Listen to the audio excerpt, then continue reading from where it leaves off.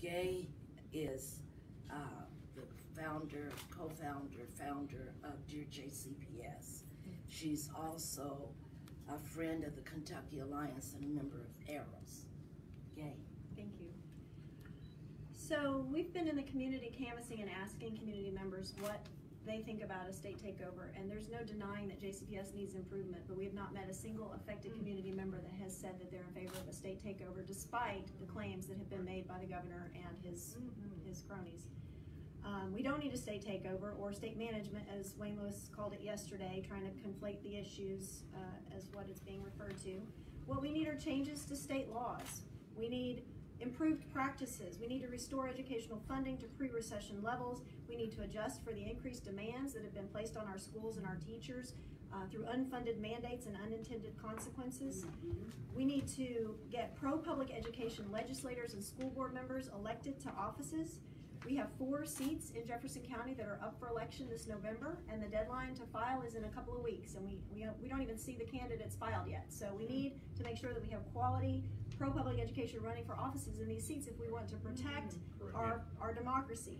And in order to do that, we need to vote. So we need to demand to know the positions of these legislators and mayoral candidates as to what their stance is on charter schools and privatization of public education.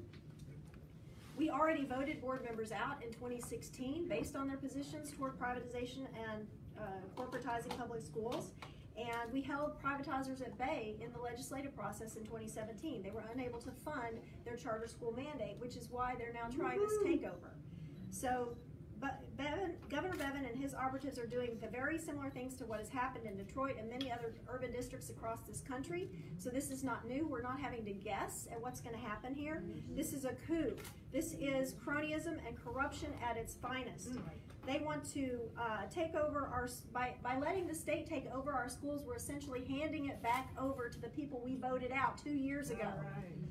White people need to stop talking out of both sides of our mouths. We cannot on one hand say we want to address the inequities in public school system, and then on the other hand go ballistic when a principal gets the due process that leads to his termination and reassignment. In fact, he should have been terminated. But he wasn't. So we need policies that will give teeth to practices that will allow us to implement what should have happened at that school 9 months ago. And now that we have a racial equity policy in place and a superintendent who's committed to racial equity, we can finally put teeth to those policies. We need to provide training and education, perhaps, so those things don't even happen in the first place.